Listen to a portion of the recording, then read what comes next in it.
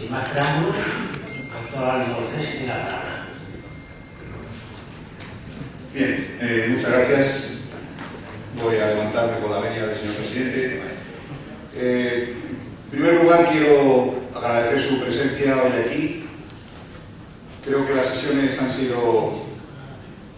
No, aquí está, han sido muy interesantes y hemos aprendido todos mucho, no es una frase hecha.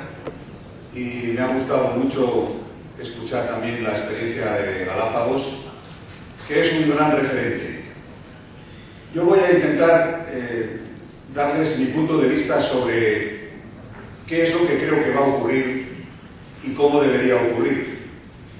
Esto que estamos tratando ahora, que es una cuestión trascendental, porque afecta a nuestra propia supervivencia, a la supervivencia de nuestro planeta, de nuestro hábitat, lo que seguramente más queremos, además de a nuestras familias, es algo de lo más importante y por lo tanto hay que tomárselo en serio, como tantas otras cosas que hemos vivido en la evolución de nuestra sociedad.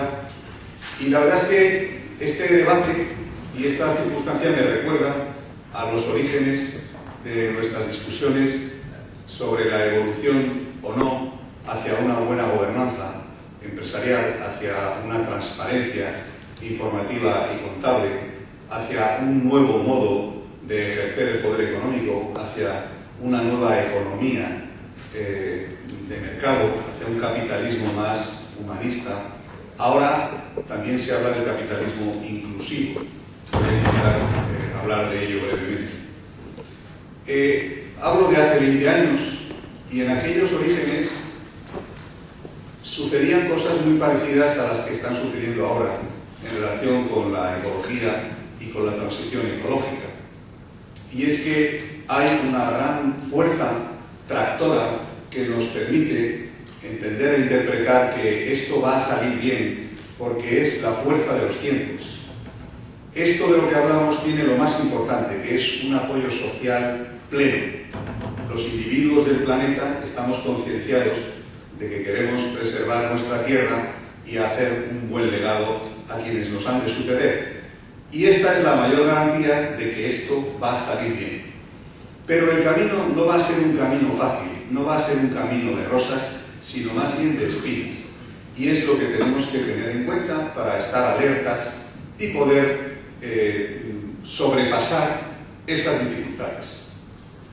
En aquel entonces muchos hablaban de la necesidad de una buena gobernanza, de una transparencia informativa y contable, de una responsabilidad social corporativa.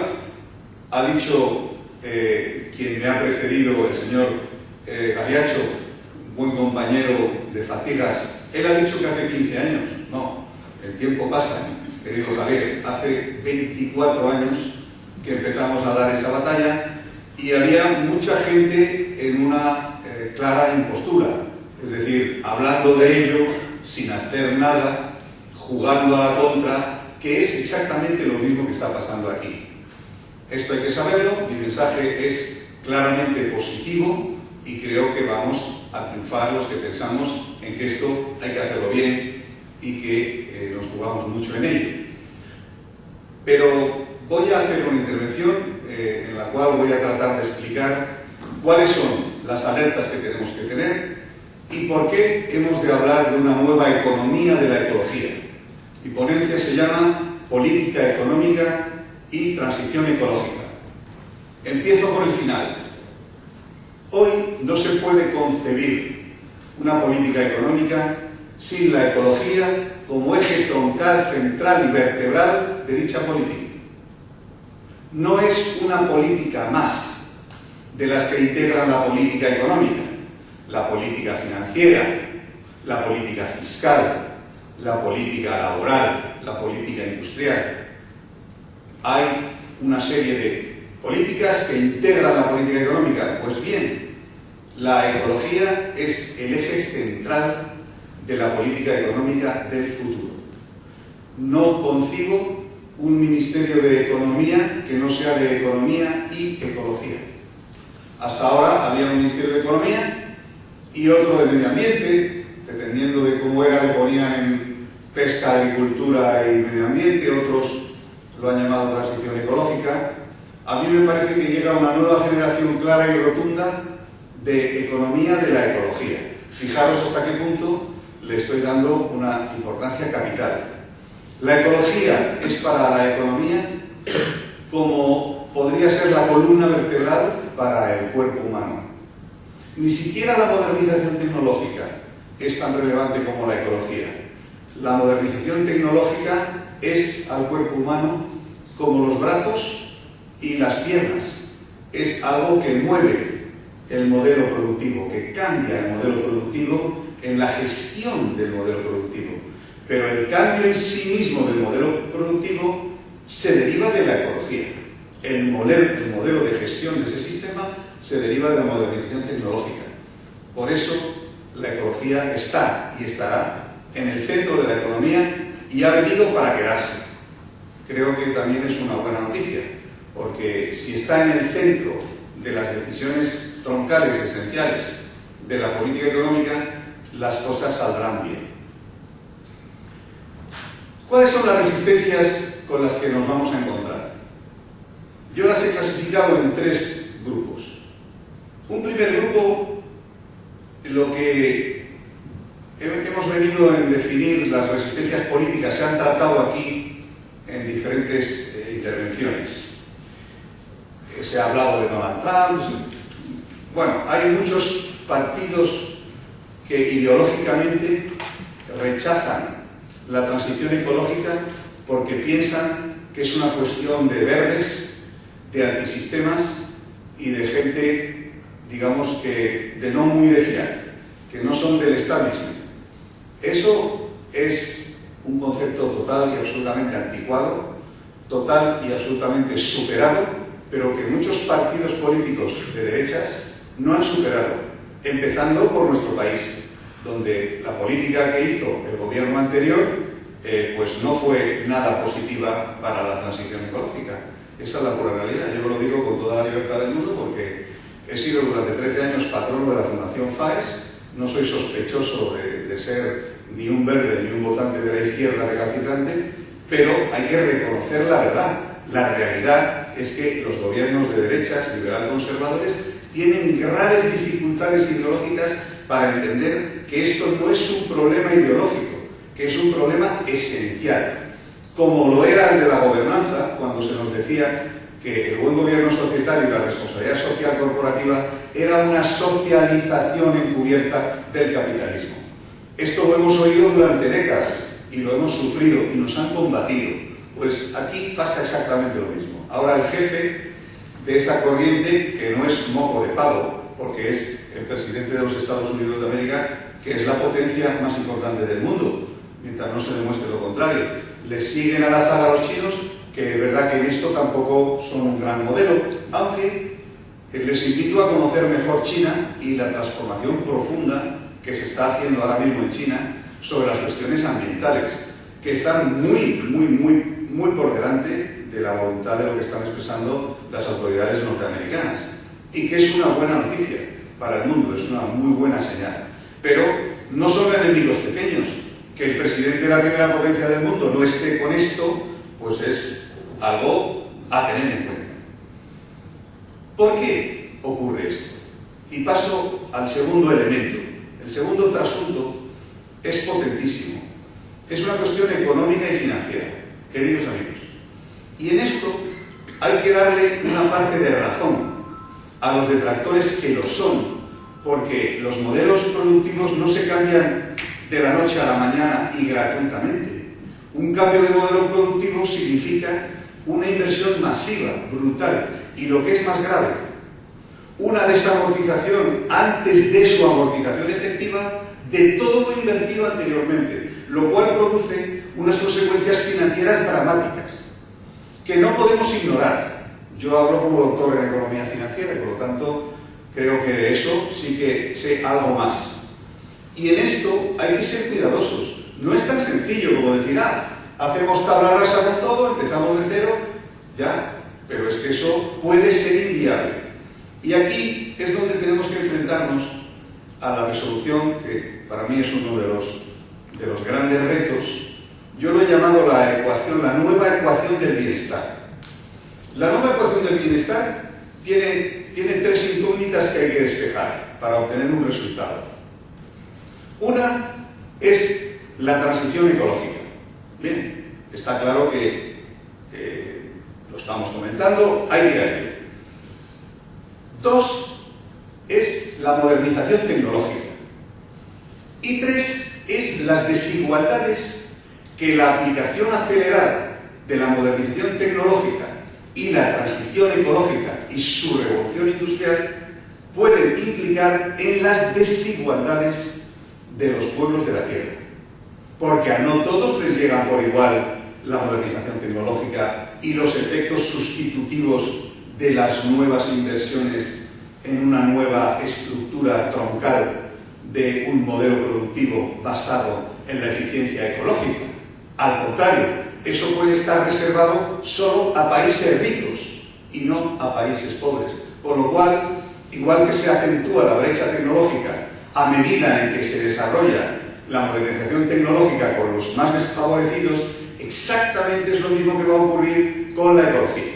Por lo tanto, una transición ecológica acelerada en el marco de una modernización tecnológica ya acelerada producirá unas desigualdades brutales que tenemos que gestionar adecuadamente. Y eso hay que reformularlo.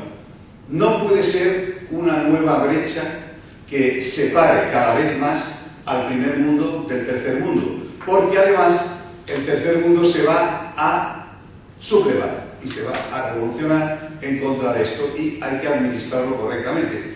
Por lo tanto, hay que dejarse también de dogmatismos, entrar en la practicidad propia a veces de los economistas financieros, que lo que contamos es dinero e intentamos que el dinero se aplique adecuadamente sin que pierda su valor, porque una aplicación ineficaz del dinero destruye el valor del dinero. Yo no estoy aquí para defender a los que dicen no vamos a cambiar el modelo productivo. Lo que digo es, hay que cambiarlo pero con una sensatez y hay que tener claro cuáles son los límites de los que nos tenemos que mover o en los que nos podemos mover, dependiendo de la riqueza de nuestra nación, dependiendo de nuestro sistema financiero, dependiendo de la fortaleza de nuestras empresas. Y eso no se puede obviar, no es algo que se pueda de alguna manera ningunear. Y aquí caen chuzos de punta. ¿Por qué? Porque a nuestra ministra de Transición Ecológica ya la han amenazado con una querella, no sé si criminal o una demanda civil, el presidente de Repsol. Lo digo con todas sus letras porque lo he leído en el periódico. Pero es que el de la tal eléctrica o el de la tal gasista viene igual. Y aquí vienen curvas y va a haber para dar y tomar. Yo calculo que no habrá menos de 8 nuevas directivas en la Unión Europea.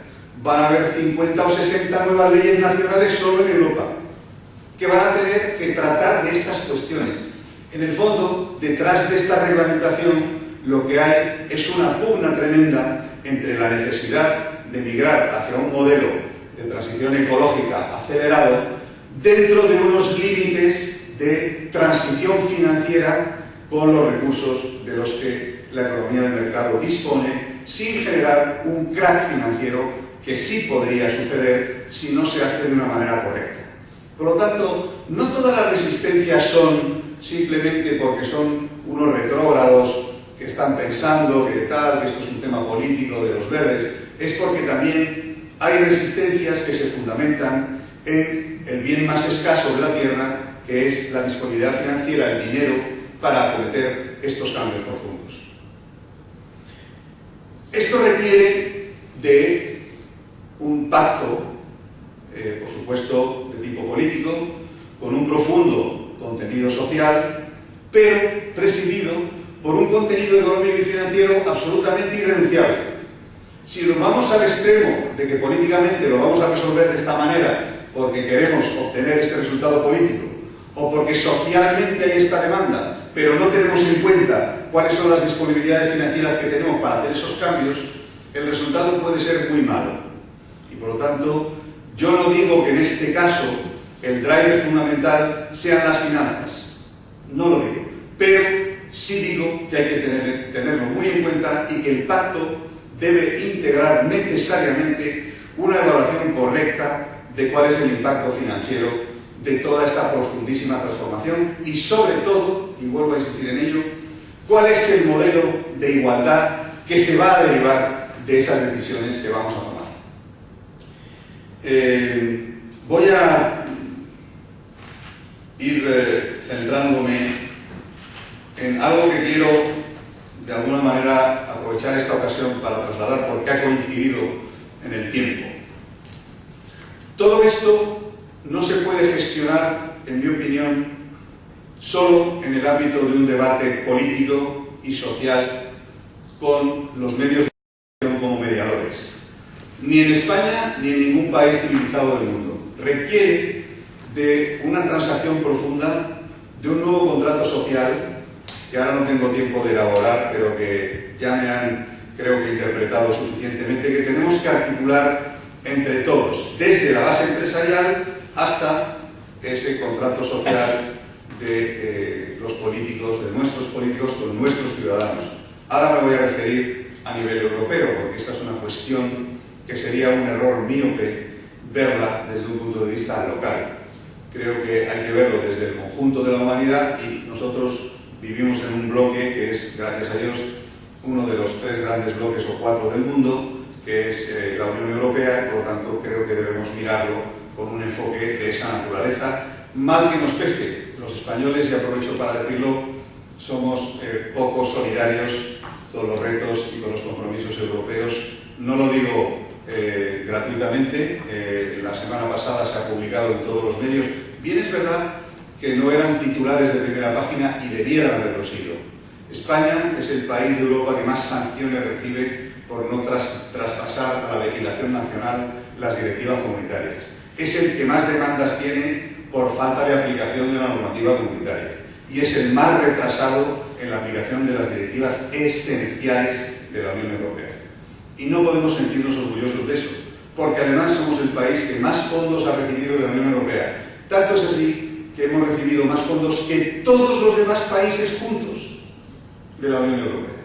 Y por lo tanto, creo que también va siendo hora de que tomemos conciencia desde esa responsabilidad individual que ha de trasladarse también a una responsabilidad colectiva sobre estas cuestiones. La transición ecológica es una cuestión europea de primerísima magnitud. Hago un inciso, yo creo que el presidente de nuestro gobierno ha gestionado el reparto de los cargos europeos de una manera bastante inteligente. No solo ha conseguido tener al ministro de Asuntos Exteriores como alto representante de la política exterior de la Unión Europea, que es un cargo que tiene, no sé si lo saben, una vida propia, además al margen de la Comisión. Es un miembro que va, digamos, por encima de la Comisión, nombrado directamente por el presidente del Consejo de la Unión Europea y no por el presidente de la Comisión Europea, que nombra a los comisarios. Creo que España va a tener otro comisario, que creo que en este caso va a ser una comisaria, y que va a ser la comisaria de Transición Ecológica. La transición ecológica va a ser la comisaría más importante de toda la Unión Europea. Solo la comisaría de Transición Ecológica va a tener más presupuesto que el resto de todas las demás, quitando la de defensa, que parece que la van a crear ahora, pero que es nueva. Fijaros hasta qué punto la importancia de todo esto. Pues yo creo que España va a jugar un papel trascendental en la política de transición ecológica, pero con ese enfoque que yo os he dado desde el principio, que no va a ser solo transición ecológica, va a ser economía y ecología. Y eso son palabras mayores en el seno de la Unión Europea. Y ojalá que así sea para el bien de Europa y para el bien de nuestro país. Yo creo que esa visión de una economía de la ecología y de una economía social está más al alcance de la mano de un gobierno socialista que de un gobierno liberal conservador, aunque espero que pronto los liberales conservadores también entiendan que el capitalismo tiene que ser humanista y transformarse de esta manera, sin ser sospechosos de estar renegando de él, sino muy al contrario, potenciándolo, transformándolo y haciéndolo verdaderamente valioso para el mundo que nos ha tocado vivir, sin renegar ni un solo centímetro de esa economía de mercado en la que lógicamente creemos y queremos apoyar y desarrollar. Voy a concluir, señor presidente, con una nota que acabo de mandar al presidente de nuestro gobierno hace 4 días. En ella le traslado estas inquietudes y le propongo la creación de un gran centro de pensamiento internacional sobre estas cuestiones, radicado en España, porque España tiene título habilitante más que suficiente para eso. Porque tiene, y lo sabe muy bien Ignacio Bugueras, para empezar, es el segundo país del mundo que más lugares protegidos por la UNESCO y Patrimonio de la Humanidad tenemos, solo después quiero recordar que de China, y por delante de países tan importantes como Italia, Francia, Estados Unidos. Bueno, pues también todo eso hay que preservarlo. Los problemas ecológicos afectan a todo ese patrimonio que lo es natural, que lo es arquitectónico, que lo es cultural y que está seriamente amenazado. Somos un país del mundo que tiene un liderazgo claro en las empresas energéticas, las empresas gasistas, las empresas de renovables. Somos el país del mundo que tiene más kilovatios producidos en régimen de energías renovables, fotovoltaicas y de viento. Esto no lo sabe la gente. Tenemos muchas razones para poder aspirar. Tenemos no menos de 10 grandes multinacionales que están colocadas en el cenit de estos grandes sectores. La compañía más importante de Europa de depósitos y de infraestructuras petrolíferas es CLH, que es una compañía de origen español y la gente no lo sabe. Bueno, por muchas razones que ahora tampoco tengo tiempo de elaborar, España es un país que puede ser un aspirante claro a tener ese gran centro de pensamiento en el que espero que tanto la Real Academia de Doctores de España como la Real Academia Europea de Doctores puedan participar y contribuir con sus debates y con sus, con la contribución inapreciable de sus académicos y de todos sus aledaños, porque todo este proceso requiere de un debate profundo, de naturaleza intelectual. Todo esto no puede resolverse en los despachos de los políticos, ni puede resolverse en los despachos de los banqueros, ni puede resolverse con manifestaciones en la calle. Necesita una profundización, necesita una argumentación, necesita que hagamos las cosas bien, como se merecen 8 directivas que han de salir y más de 50 leyes nacionales que se han de publicar, y que no podemos dejar desde la sociedad civil solo en manos de los políticos, y nos tenemos que arremangar y tenemos que hacer nuestras propuestas de valor, que es lo que yo propongo al presidente de mi gobierno. Y le digo, nuestro objetivo es desarrollar un centro internacional de investigación con sede en España, con la misión de proponer y promover un capitalismo inclusivo y la transición hacia una economía ecológica. El centro tiene como vocación la pluralidad política y aspira a estar integrado por profesionales con experiencia y reconocimiento internacional. En la nueva economía, el capital tiene múltiples dimensiones. Capital has more than one face. Esto es algo que circula ya por todos los despachos de la alta finanza. No lo he acuñado yo. Esto es algo que ya circula. Además del capital financiero, existen otros capitales cada vez más relevantes para la economía. Ya se ha mencionado esta mañana por el señor Bascones, que me ha precedido. Entre otros, el capital ecológico, el capital humano, el capital intelectual, el capital social y relacional y el capital industrial, que son inputs cada vez más relevantes para cualquier actividad económica. En el futuro, este modelo de capitales múltiples se convertirá en modelo de pensamiento y decisión en el mundo de la política, la economía y la empresa. El principio básico de este nuevo marco de pensamiento político es que el crecimiento económico puede ser antieconómico. El crecimiento económico, cuando genera desigualdades y costes medioambientales, es antieconómico. Algunos estamos estudiando cómo se compone este capitalismo inclusivo por la suma de capitales, de esos capitales que he mencionado, que sorprendentemente ocurre que algunos suman y restan otros. Uno puede incrementar su capital financiero en demérito y a costa de su capital ecológico, o viceversa. Puede incrementar su capital ecológico, cosa que va a ocurrir en la transición ecológica por lo que he mencionado, a costa de su capital financiero. ¿Y qué aportará más valor al conjunto del valor de la suma de estos capitales, de este capitalismo inclusivo? Hasta ahora, los dogmáticos del capitalismo financiero decían: a mí hábleme solo del capitalismo financiero, no me cuente estas historias. Por eso todo lo demás eran aledaños, eran otros ministerios, eran otras actividades, se metían en unos sitios, se guardaban, pero ahora tiene que pasar a ser un eje central. Porque, en mi opinión, la madre del valor del capital de las empresas va a ser su capital ecológico. Esa es la columna vertebral sobre la cual ha de pivotar todo lo demás, y esa es una gran novedad. Ojo, que lo que estoy diciendo es bastante revolucionario, y me atrevo a decirlo porque estoy en la sede de una corporación donde lo que se pretende es que se diga la verdad y se diga lo que verdaderamente uno piensa. Y yo, como soy doctor y estoy en esta sede, pues lo voy a decir con todas sus letras y sin ningún temor. Así se lo he dicho al presidente del gobierno. Lo estoy diciendo aquí porque tampoco me importaría que lo publicaran mañana en cualquier periódico. No me da ningún miedo, al contrario, me sentiría muy bien. Los gobiernos y las empresas deben asumir como responsabilidad propia que el crecimiento económico y el beneficio empresarial deben ir acompañados de prosperidad social y medioambiental. Hoy, la igualdad social y la protección del capital ecológico tienen tanto valor económico como el beneficio empresarial o el aumento del PIB. Hace pocos meses, si yo hubiera leído esto, sin decir quién lo lee, en una voz en off, muchos hubiéramos dicho: este es el tío de Podemos.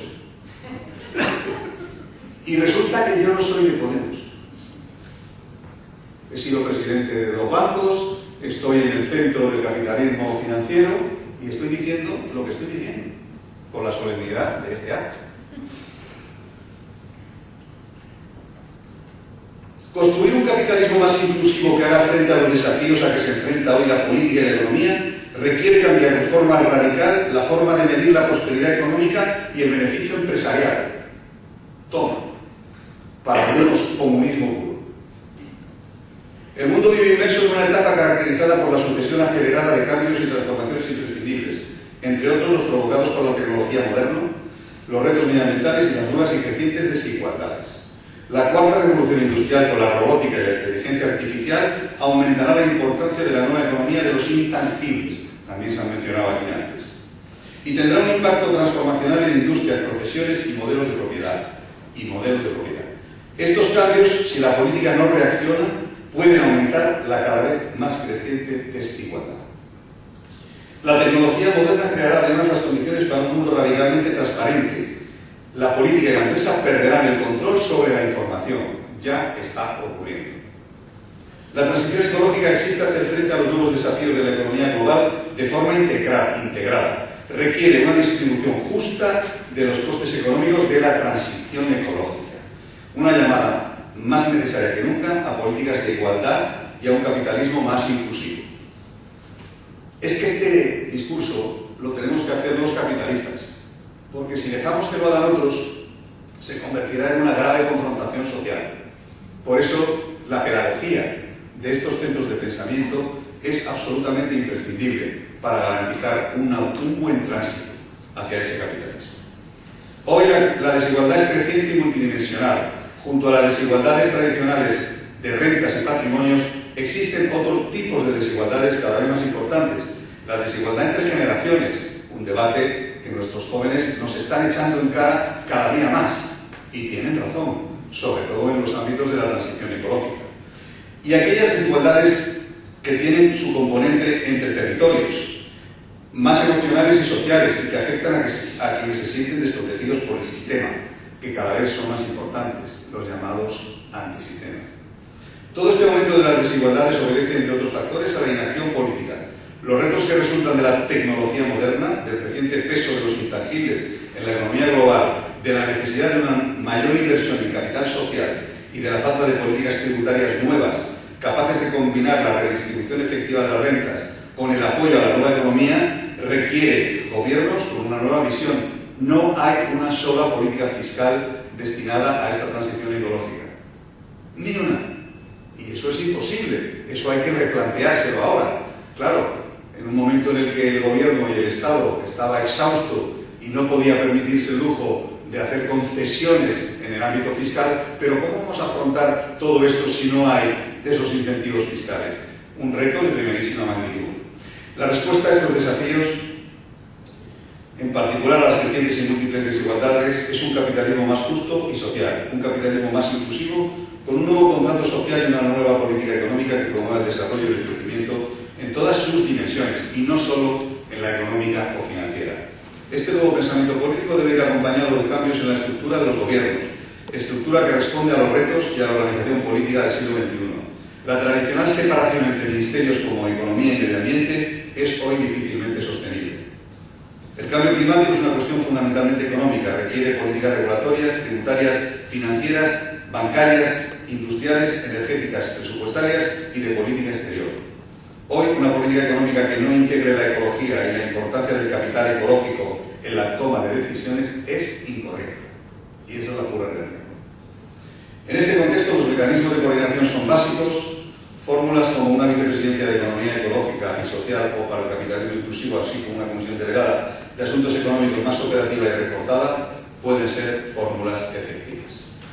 Bueno, en fin, concluyo diciendo, aquí nos enfrentamos a un reto mayor, un reto mayúsculo lleno de dificultades, donde la sociedad civil y las organizaciones que tenemos a gala representar a una sociedad civil más comprometida, sobre todo también con un componente intelectual potente, tenemos la obligación moral y la responsabilidad de hacerlo. Tenemos también la obligación moral y la responsabilidad de unirnos para hacerlo. Este acto, promovido por la Real Academia de Doctores de España o la Real Academia Europea de Doctores y la Fundación Independiente que yo represento como su presidente, no es una casualidad, es la explicitación de esa unión. Ojalá que otros muchos se sumen a nosotros en este trabajo. La Real Academia Europea de Doctores lo acaba de explicar el coordinador de la sesión anterior perfectamente. Tiene una serie de actos programados para hacer cosas en Barcelona y creo que nos uniremos también para hacer unas cuantas a lo largo y ancho del territorio nacional y en Europa. Para eso necesitamos también unirnos en torno a un proyecto común. No es tan sencillo solo hacer de vez en cuando algunos actos. Esto es lo que más le cuesta a la sociedad civil española, unirse con generosidad, haciendo cesiones de esas pequeñas... Al concepto de holístico de la patología, de la enfermedad, de la ciencia, de la economía.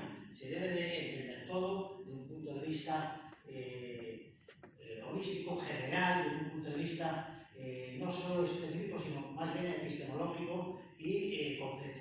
Quiero terminar este acto dando las gracias al personal administrativo de la Academia de Doctores por haber trabajado con nosotros por tanto tiempo en esta reunión, a su secretario, el doctor Javier Tallo, que ha colaborado en toda la organización, y por supuesto, y nada menos, a la Fundación Independiente y a la Real Academia Europea de Doctores, al cual le cedo la palabra por si desea decir algo, aunque no creo que mucho, porque su tren sale pronto.